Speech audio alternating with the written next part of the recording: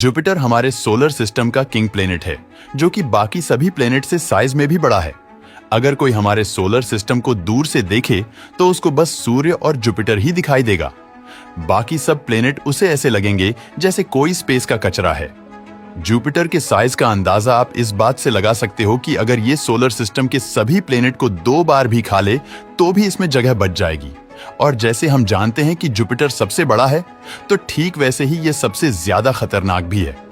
दोस्तों, जुपिटर इंसानों के लिए सबसे खतरनाक प्लेनेट है। अगर कोई इंसान जुपिटर पर जाए तो अभी वो जुपिटर की सबसे ऊपर वाली बादलों की लेयर तक भी नहीं पहुंचेगा। इससे पहले ही जुपिटर की खतरनाक रेडिएशन से उसकी मौत हो जाएगी। इसलिए हम जुपिटर को सोलर सिस्टम का सबसे खतरनाक प्लेनेट भी बोल दें तो शायद गलत नहीं होगा। अगर हमें जुपिटर को अच्छे से समझना है तो हमें वक्त में पीछे जाकर यह देखना पड़ेगा कि जुपिटर कैसे बना, क्यों बना और क्या होता कि अगर जुपिटर होता ही ना, क्या जुपिटर के होने या ना होने से हमारे सोलर सिस्टम को कोई फर्क पड़ता। तो दोस्तों, अगर बात की जाए जुपिटर की, तो जुपिटर हमारे सोलर सिस्टम में बनने वाला सबसे पहला प्लेनेट था। ऐसा माना जाता है कि आज से 4.6 बिलियन साल पहले हमारे सोलर सिस्टम में कुछ नहीं था। हमारे सोलर सिस्टम में बस गैस के बड़े बड़े बादल थे जो फिर सिकुड़ने लगे, तो उनके सिकुड़ने से हमारे सन का जन्म हुआ और साथ ही साथ जुपिटर का भी। और दोस्तों, ये तो आप जानते ही होंगे कि हमारा सन एक स्टार है। तो जब भी एक न्यू स्टार का जन्म होता है तो उसके आसपास धूल की एक डिस्क बन जाती है जिसे प्रोटोप्लैनेटरी डिस्क कहा जाता है, और इसके नाम से ही इसका मीनिंग दिख रहा है। प्रोटोप्लैनेटरी डिस्क यानी ऐसी डिस्क जो प्लेनेट बनाती है। तो ये डिस्क एक स्टार के आसपास 5 से 10 मिलियन सालों तक रहती है। उसके बाद ये खत्म हो जाती है, लेकिन जाने से पहले ये बहुत से प्लेनेट को बना जाती है जो कि फिर उस स्टार के आसपास घूमने लगते हैं। और ऐसा ही कुछ हमारे सन के साथ भी हुआ। दोस्तों, जब हमारा सूर्य पैदा हुआ तो उसके आस पास भी धूल की एक डिस्क थी जिसमें बहुत से मैटर्स बनने लगे और आपस में टकराने लगे, और इसी टकराव के चलते जुपिटर भी बनना शुरू हो गया। तो जुपिटर सबसे पहले बना, और यही वजह है कि जुपिटर सबसे बड़ा है, क्योंकि सभी प्लैनेट्स उसी धूल से बने हैं जिससे जुपिटर बना। और इसलिए जुपिटर सबसे बड़ा प्लैनेट है, क्योंकि जो प्लैनेट सबसे पहले बनेगा वो सबसे ज्यादा धूल को अपने अंदर खींच पाएगा, और जो प्लैनेट सबसे ज्यादा धूल खींचेगा तो डेफिनेटली वो सबसे बड़ा प्लैनेट होगा। और मजे की बात यह है कि जुपिटर उन्हीं एलिमेंट्स से बना है जिन एलिमेंट्स से एक स्टार बनता है, और वो एलिमेंट्स से हाइड्रोजन और हीलियम। इनफैक्ट हमारा सन भी हाइड्रोजन और हीलियम से बना है। तो जुपिटर बस साइज में छोटा रह गया, वरना यह भी एक स्टार होता, और इसीलिए जुपिटर को एक फील्ड स्टार भी कहा जाता है, यानी एक ऐसा सितारा जो बनते बनते रह गया। तो ये तो हो गई जुपिटर के बनने की स्टोरी।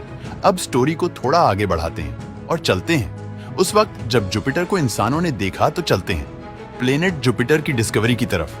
दोस्तों, वैसे तो जुपिटर को भी एंशिएंट टाइम्स से ही डिस्कवरी किया जा चुका था, क्योंकि जुपिटर उन 5 प्लेनेट में से है जो कि बिना किसी टेलीस्कोप के दिखाई देते हैं। जी हाँ दोस्तों, क्योंकि मरकरी, वीनस, मार्स, जुपिटर और सैटर्न, ये 5 ऐसे प्लेनेट हैं जिनको हम बिना किसी टेलीस्कोप के भी आसमान में देख सकते हैं।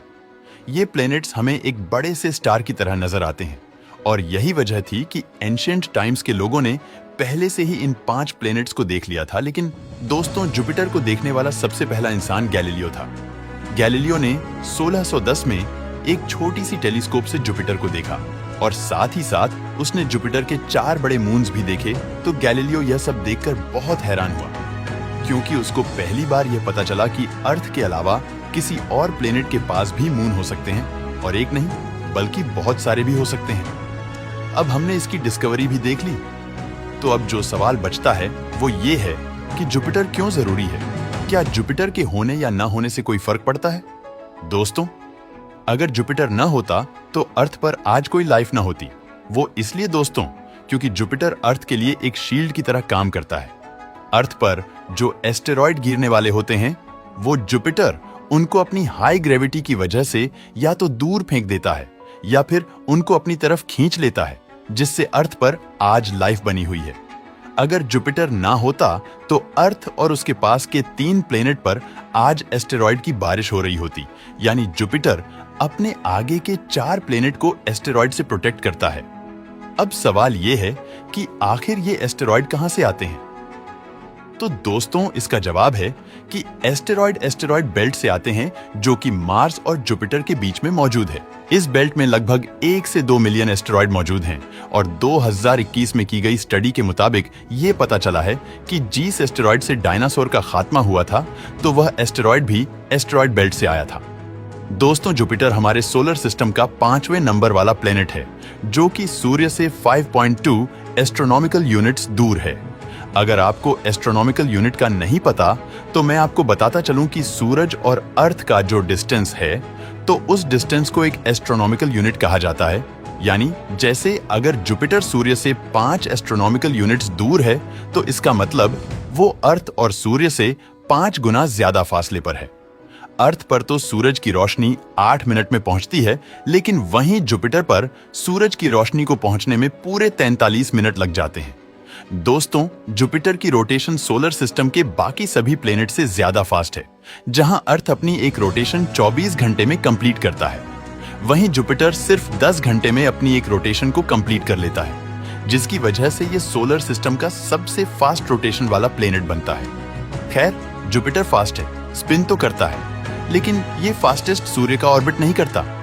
दोस्तों अर्थ तो अपना एक ऑर्बिट 365 दिन में कंप्लीट करता है, लेकिन जुपिटर का ऑर्बिट बड़ा होने की वजह से इसको सूर्य के आसपास सिर्फ एक ऑर्बिट को पूरा करने में 12 साल लग जाते हैं। और मजे की बात यह है कि अर्थ जब ऑर्बिट करता है तो अर्थ पर मौसम बदलते रहते हैं, जैसे गर्मी, सर्दी, बाहर वगैरह वगैरह।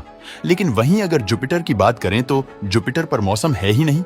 वहां का टेम्परेचर हमेशा उतना ही रहता है जितना वह शुरू से है। और इसी तरह अगर जुपिटर के साइज की बात करें तो जुपिटर की चौड़ाई अर्थ से 11 गुना ज्यादा है। और अगर जुपिटर के अंदर पृथ्वी को भरा जाए तो इसके अंदर 1312 पृथ्वी फिट आ जाएंगी। इन फैक्ट जुपिटर के अंदर इतनी जगह है कि ये सभी प्लेनेट को 2 बार खा सकता है, लेकिन फिर भी इसके अंदर जगह बच जाएगी। जुपिटर हमारे सोलर सिस्टम का सबसे बड़ा प्लेनेट है और इससे जुड़ी हर चीज सोलर सिस्टम की सबसे बड़ी चीज है। जैसे जुपिटर के पास सबसे बड़ी मैग्नेटिक फील्ड है। जुपिटर के चांद सोलर सिस्टम के सबसे बड़े चांद है और सोलर सिस्टम के सबसे बड़े तूफान भी जुपिटर पर आते हैं। यानी जुपिटर का किसी भी छोटी चीज से लेना देना नहीं है, इसकी हर चीज ही बड़ी है। और यही वजह है कि जुपिटर का नाम रोमन गॉड्स के किंग के नाम पर रखा गया था, जो कि बाकी सभी देवताओं का राजा था और उनमें सबसे बड़ा था। तो जैसे मैंने बोला कि जुपिटर से जुड़ी हर चीज ही बड़ी है, जैसे कि इसकी मैग्नेटिक फील्ड, तो अगर इसकी मैग्नेटिक फील्ड की बात करें तो इसकी मैग्नेटिक फील्ड इतनी बड़ी है कि उसका साइज अर्थ की मैग्नेटिक फील्ड से भी पूरे 20,000 गुना ज्यादा है, जो कि साइज में पूरे के पूरे सूर्य से भी बड़ी है। और उसकी टेल 1 बिलियन किलोमीटर तक फैली हुई है, जो कि इतना ज्यादा डिस्टेंस है कि वो सन और सैटर्न के डिस्टेंस के ऑलमोस्ट इक्वल है। तो साइंटिस्ट्स कहते हैं कि अगर जुपिटर की मैग्नेटिक फील्ड को देखा जा सकता तो ये हमें आसमान में हमारे चांद की जितनी नजर आती। दोस्तों अर्थ के कोर में पिघला हुआ मेटल है, जिसकी वजह से अर्थ के मैग्नेटिक फील्ड बनती है। तो मजे की बात यह है कि साइंटिस्ट अभी तक ये नहीं जानते कि जुपिटर के कोर में क्या है। क्या वहां भी कोई पिघला हुआ मेटल है या फिर एक पत्थर है? दोस्तों जुपिटर एक गैस जाइंट है जहां ग्राउंड है ही नहीं, बल्कि सिर्फ गैसेस हैं। गैस प्लेनेट्स ऐसे प्लेनेट्स को कहा जाता है जहां लैंड होने के लिए कोई भी प्रॉपर सरफेस नहीं होती, बल्कि वो प्लेनेट्स या तो गैसेस से बने होते हैं या फिर वो बर्फ और पानी से बने होते हैं। दोस्तों जैसे जुपिटर एक गैस जाइंट है तो वहां कोई भी प्रॉपर सरफेस नहीं है, बल्कि सिर्फ गैसेस हैं। जिन गैसेस का प्रेशर इतना ज्यादा है कि अगर कोई स्पेसक्राफ्ट जुपिटर के अंदर लैंड होता है तो वो जुपिटर के अंदर गिरता ही चला जाएगा। लेकिन इससे पहले वो जुपिटर के कोर तक पहुंच पाए, उसके पहले गैसेस के प्रेशर से फट जाएगा, या फिर वो उनके एक्सट्रीमली हॉट टेम्परेचर की वजह से भाप बनकर इवेपोरेट हो जाएगा। दोस्तों आपको जुपिटर की जानकारी पसंद आए हो तो वीडियो को लाइक और शेयर करें।